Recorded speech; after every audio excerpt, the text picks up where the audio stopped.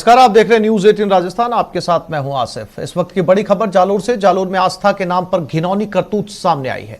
पुजारी ने महिला के साथ रेप का आरोप है। आश्रम में काल दोष निवारण के नाम पर यह रेप किया गया। 108 दिनों में 21 बार संबंध बनाने का आरोप है। पीड़िता शिकायत पर मामला दर्ज कर लिया है। पुलिस अब मामले की जांच में जुटी है।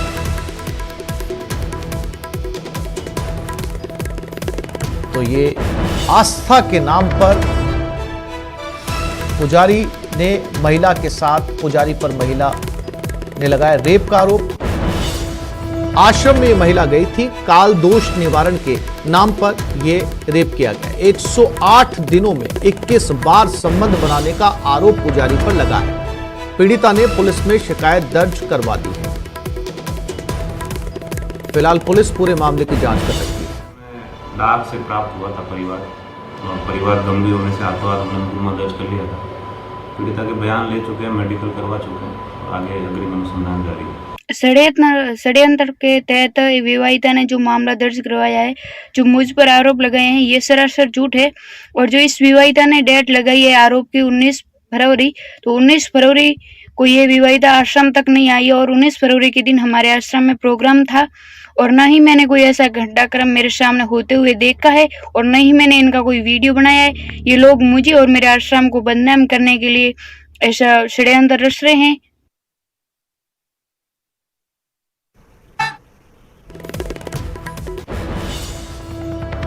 और इसी खबर पर ज्यादा जानकारी के लिए बात करते हैं हमारे संवाददाता श्याम के साथ। श्याम, चूंकि आरोप ये है कि 108 दिनों में 21 बार संबंध बनाए पुजारी ने, ये इस महिला का आरोप है, काल दोष निवारण के लिए गई थी। लेकिन सवाल ये है कि 108 दिनों के अंदर जब 21 बार संबंध बने तो शुरुआत में ही इस महिला को इस बात का भान हो गया होगा, एहसास हो गया होगा कि काल दोष निवारण के नाम पर उसके साथ कुकृत्य किया जा रहा है, तो वो पहले ही दिन पुलिस के पास क्यों नहीं गई? देखिए आसिफ, निश्चित तौर से धर्म के नाम पर ये अंधविश्वास और इस तरीके से काल दोष निवारण को लेकर ये जो सनसनीखेज मामला जालोर में सामने आया। इसी आश्रम में पूर्व में भी कोरोना काल में इलाज के दौरान कुछ घटनाएं सामने आई थी, लेकिन जिस तरीके से जो ये एएनएम है इसने आरोप लगाए हैं, जिसमें जो साध्वी है और उसके सेवादार तगर राम पे आरोप लगाए हैं कि काल दोष निवारण के लिए उनके साथ जिस तरीके से दुष्कर्म की वारदात को अंजाम दिया गया था। लेकिन आसिफ, मैं एक चीज स्पष्ट कर दूं कि इसके साथ दुष्कर्म की वारदात को अंजाम दिया गया, लेकिन जो डिमांड थी वो थी कि 108 दिन में 21 बार उसके साथ जो इस तरीके से संबंध बनाने हैं। लेकिन एक या दो बार बनाने के बाद में ही पीड़िता ने अपनी जो रिपोर्ट है वो पुलिस को दी है। पुलिस ने मामला दर्ज कर लिया है, जांच पड़ताल की जा रही है। लेकिन आसिफ, मैं ये बता दूं कि ये सांचौर के आरवा के जानीपुरा गांव स्थित भगवान दत्तात्रेय आश्रम के नाम से ये संचालित आश्रम हो रहा है। इसके अंदर जो ये लंबे समय से ऐसा काम हो रहा था, ऐसे में काल दोष निवारण को लेकर ये डिमांड की थी। इसके मामले को लेकर अब पुलिस ने मामला दर्ज कर लिया है। और इसके अलावा पीड़िता ने अपनी रिपोर्ट में ये जिक्र किया गया है कि दुष्कर्म का उसका एक वीडियो भी, जो साध्वी थी उसने वीडियो बनाया था और उसे बार बार वीडियो दिखा करके ब्लैकमेल भी किया जा रहा था कि अगर आपने इस चीज को लेकर कहीं बार आउट कर दिया तो बदनाम कर दिया जाएगा। तो निश्चित तौर से धर्म के नाम पर ये जो गंदी काम है उसको लेकर अब भंडाफोड़ हुआ है। जी श्याम, क्या आरोपी की गिरफ्तारी हुई? देखिए आसिफ, अभी तक किसी भी आरोपी की गिरफ्तारी है वो नहीं हो पाई है। पुलिस के तमाम अधिकारी को इस पूरी घटना को लेकर जांच पड़ताल कर रहे हैं। पुलिस ने साफ तौर से कह दिया है कि मामला दर्ज कर लिया, जांच पड़ताल की जा रही है और अभी तक किसी भी आरोपी को गिरफ्तार नहीं किया है। लेकिन पीड़िता के जो 64 के बयान है वो सांचौर कोर्ट में करवा दिए गए हैं। पीड़िता का मेडिकल है वो भी पुलिस ने करवा दिया गया। अब देखने वाली बात होगी कि पुलिस पूरे घटनाक्रम को लेकर किस तरीके से गंभीरता दिखाती है। जी श्याम, इस आश्रम के बारे में अपने दर्शकों को बताइए। कहाँ ये आश्रम है, किस बाबा का आश्रम है और कब से ये आश्रम चल रहा है? देखिए, ये जो आश्रम है ये जालोर जिले के सांचौर क्षेत्र के जो आरवा गांव है उसके जानीपुरा गांव में भगवान दत्तात्रेय आश्रम के नाम से संचालित हो रहा है। ये पिछले यानी कि तकरीबन 2 सालों से संचालित हो रहा है। इस आश्रम की जो साध्वी है वो हेमलता, पूर्व में कोरोना काल में उन्होंने अलग अलग प्रकार की जड़ी बूटियों बना करके इलाज किया गया था। उस दौरान एक युवक की मौत भी हो गई, महिला की मौत हो गई थी। उसके बाद काफी ये आश्रम सुर्खियों में आया था। इसके बाद ये जो आश्रम है यहाँ पर लगातार धार्मिक अनुष्ठान किए जा रहे हैं और इस जो घटनाक्रम है इसके अंदर हरिद्वार भी लेके जाया गया था और वो उसमें जिक्र किया गया था कि बड़ी संख्या में लोगों को हरिद्वार लेकर जाया गया था और वहां पर उनके साथ अश्लील हरकतें हुई थी। और उसके बाद उस चीज को चुप करने के लिए वापस यहाँ लाया गया और यहाँ पर अंडरग्राउंड जो रूम था उनके अंदर इस दुष्कर्म की वारदात को अंजाम दिया गया था। तो निश्चित तौर से ये जो षड्यंत्र है ये 19 फरवरी 2022 को बताया जा रहा है, जब अंडरग्राउंड में बने हुए कमरे अपने साध्वी के साथ लेकर गई और तगरराम ने उसके साथ दुष्कर्म किया और साध्वी ने उस पूरी घटना का वीडियो बनाया। जी, जानकारी के लिए आपका धन्यवाद।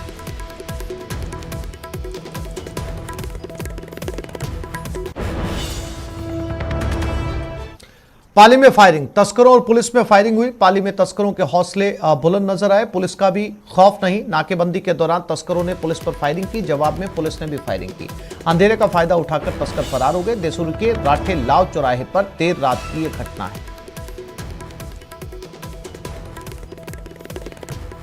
तो तस्करों और पुलिस के बीच फायरिंग हुई, लेकिन तस्कर गायब।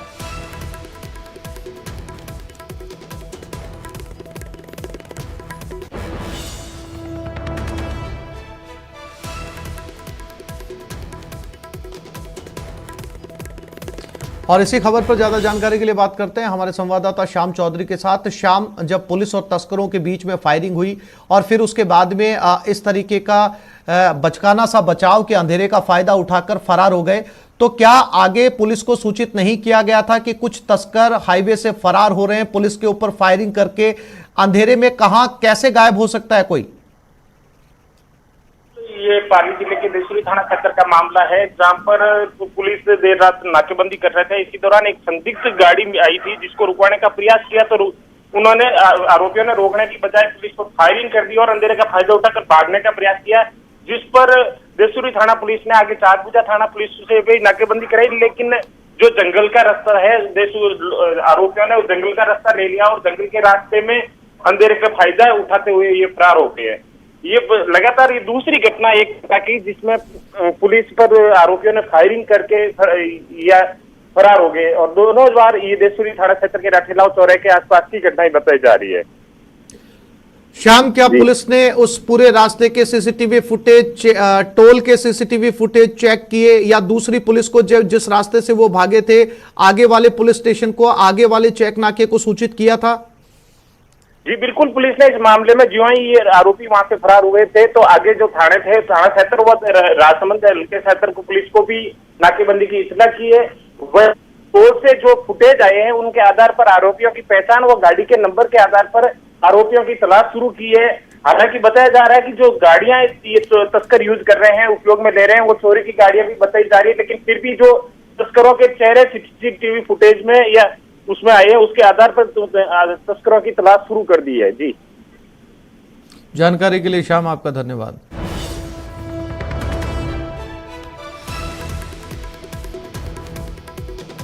और पुनर्वास गृह में पाप, जालोर से बड़ी खबर। विमंदित पुनर्वास बालिका आवास की कर्मचारी के गंभीर आरोप। आवास की संचालिका की शय पर कई लोगों ने रेप किया। एक अधिकारी और कांस्टेबल समेत 3 लोगों ने दुष्कर्म किया। अवैध संबंधों से इनकार करने पर नशीला पदार्थ पिलाया गया। नशीला पदार्थ पिलाकर दुष्कर्म किया गया। जालोर के आहोर इलाके में विमंदित बालिका पुनर्वास गृह है।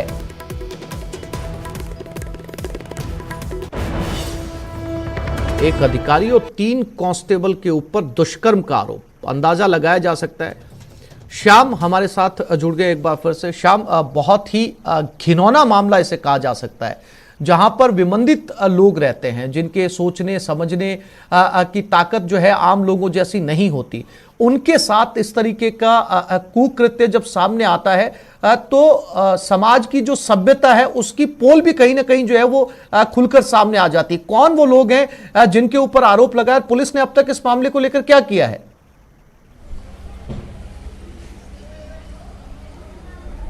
देखिए आसिफ, निश्चित तौर से बहुत ही गंभीर मामला है। जब जालोर जिले के आहोर से ये जो मामला निकल के आया है, ये जो घटनाक्रम है ये जो मेरे पीछे आप देख रहे हैं कि इसी जगह का है। यहाँ पर जो पीड़िता है जिसने आरोप लगाए हैं कि उनके साथ बार बार दुष्कर्म की वारदात को अंजाम दिया गया था। निश्चित तौर से आसिफ सवालिया निशान बड़े पुलिस की कार्यप्रणाली पर भी खड़े होते हैं कि पुलिस के कुछ लोगों के ऊपर भी आरोप लगाए गए हैं। पीड़िता ने अपनी रिपोर्ट में ये बताया गया है कि एक कांस्टेबल के साथ में कुछ अन्य जो लोग भी थे, उन्होंने इस तरीके की जो घटना को अंजाम दिया गया था। और पूरी घटनाक्रम को लेकर अब पुलिस जो कार्रवाई में जुटी हुई है, लेकिन अभी तक मामला दर्ज नहीं किया गया है। और पुलिस के ऊपर जो है इस तरीके के लगे गए आरोप को लेकर अब जालोर के सिस्टम पर भी बड़े सवालिया निशान खड़े होने शुरू हो चुके हैं कि आखिर इस तरीके से जहां पर इस तरीके की बच्चियां रहती है, जहां जो नासमझ बच्चे हैं, विमदा बच्चे हैं, उनके ही जो ये जो मानसिक विपदा वाले पुनः ग्रह है, जो यहाँ पर इस तरीके की घटना को अंजाम दिया गया। ये जो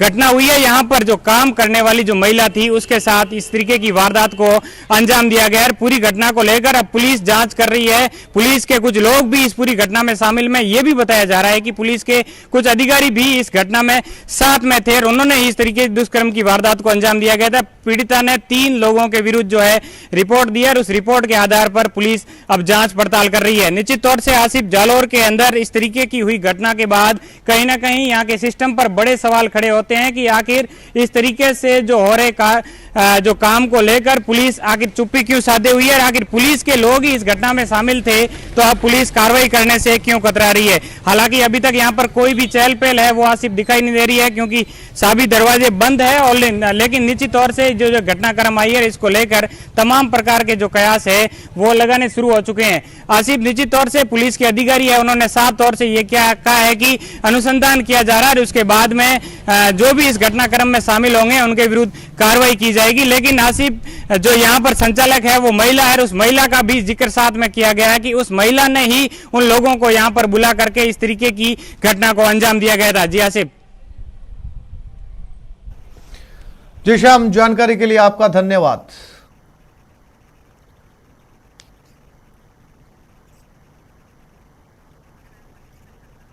बीकानेर में छात्र संघ चुनाव की आहट दिखने लगी है। एमएस कॉलेज में छात्राओं ने प्रदर्शन किया, कॉलेज का गेट बंद कर विरोध जताया। छात्र संघ चुनाव की तारीख बदलने की मांग है, बंद हॉस्टल शुरू करवाने की भी मांग रखी गई। तारीख नहीं बदलने पर उग्र आंदोलन होगा।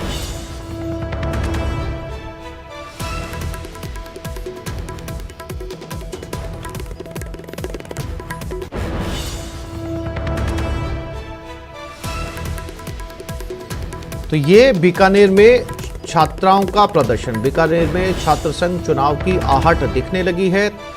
अब ये छात्र संघ चुनाव की तारीख बदलने की मांग कर रहा है, बंद हॉस्टल शुरू करवाने की भी मांग रखी है। महारानी कॉलेज की तस्वीरें बीकानेर से। विक्रम जगरवाल बीकानेर से हमारे साथ जुड़ गए। विक्रम, तारीखों की घोषणा होने के बाद अब महारानी कॉलेज की जो छात्र संघ है उनका कहना है कि चुनाव की तारीखें बदली जाए। क्यों बदली जाए, क्या वजह बताई है और क्या उनके अपने कारण हैं? देखिए आसिफ, जो छात्राएं हैं उन्होंने आज ये जो कॉलेज का गेट बंद कर अपना विरोध दर्ज करवाया है और उनका साफ कहना है कि क्योंकि अभी तक जो फाइनल क्लासेस के रिजल्ट नहीं आए हैं और उसके साथ ही जो एडमिशन की प्रक्रिया है वो भी अभी कॉलेजों में चल रही है और अभी तक जो फाइनल लिस्ट नहीं आई है, तो ऐसे में उनका कहना है कि जब तक रिजल्ट नहीं आ जाते हैं और जो छात्राओं के एडमिशन नहीं हो जाते हैं तो उसकी वजह से जो है कई छात्राएं जो है वो छात्र संघ चुनाव में भाग नहीं ले पाएगी। इसलिए इन तिथियों को बदला जाए, क्योंकि जब तक रिजल्ट नहीं आएंगे तो प्रत्याशी जो छात्राएं चुनाव में भाग लेना चाह रही हैं वो भी अभी तक नहीं ले पाएगी, क्योंकि फाइनल की जो छात्राएं हैं वही अध्यक्ष पद पर ज्यादातर कॉलेजों में चुनाव लड़ सकती हैं। तो जिसकी वजह से जब तक रिजल्ट नहीं आएगा तो इन छात्राओं को वो चुनाव में जो भाग नहीं ले पाएगी और उन्हें ये दिक्कत होगी। और दूसरी जो नए एडमिशन होने हैं तो वो जो वोटर्स हैं उनके छात्राएं, उनके जब तक एडमिशन नहीं हो जाते हैं उसकी वजह से भी जो है वो इन छात्राओं का विरोध है। और छात्राओं ने आज जो गेट बंद किया है कॉलेज का और उन्होंने साफ कहा है। और एक दूसरी जो इनकी मांग है कि एक हॉस्टल जो एमएस कॉलेज का है वो लंबे समय से बंद पड़ा है, तो उस हॉस्टल को भी खोला जाए, क्योंकि यहाँ बीकानेर का सबसे बड़ा एक कन्या महाविद्यालय, सरकारी कन्या महाविद्यालय है और इसमें बाहर से भी कई छात्राएं जो है वो पढ़ने आती है, तो उन्हें रहने की भी दिक्कत होती है। जी विक्रम, क्या केवल एक इसी कॉलेज की छात्राओं ने चुनाव की तारीखें बदलने की मांग की है या लगभग बीकानेर के सभी कॉलेजों से इस तरह की मांगे सामने आ रही हैं? देखिए, फिलहाल तो महारानी कॉलेज से ही जो है अभी तारीख बदलने की जो है विरोध सामने आया है, लेकिन अब जैसे धीरे धीरे चुनाव नजदीक आने के साथ अन्य संगठन भी इस तरह की मांग करेंगे। और आज जो है NSUI भी डूंगर कॉलेज में प्रदर्शन करने वाला है और उनकी भी जो है वो हॉस्टल की एक डिमांड है, उसको लेकर छात्र कई दिनों से जो है वो धरने पर बैठे हैं कॉलेज में और वो भी उसको लेकर आज प्रदर्शन करने वाले हैं। संभवतः हाईवे भी जाम करने वाले हैं छात्र। लेकिन जिस तरीके से क्योंकि अन्य कॉलेजों में भी अब क्योंकि एक जगह से ये मांग उठी है तो निश्चित रूप से अन्य जगहों पर भी ये मांग उठेगी, क्योंकि रिजल्ट अभी तक जो है वो जारी नहीं हुए हैं। तो ऐसे में जो है छात्र तारीखों का जरूर विरोध करेंगे। विक्रम, जानकारी के लिए आपका धन्यवाद।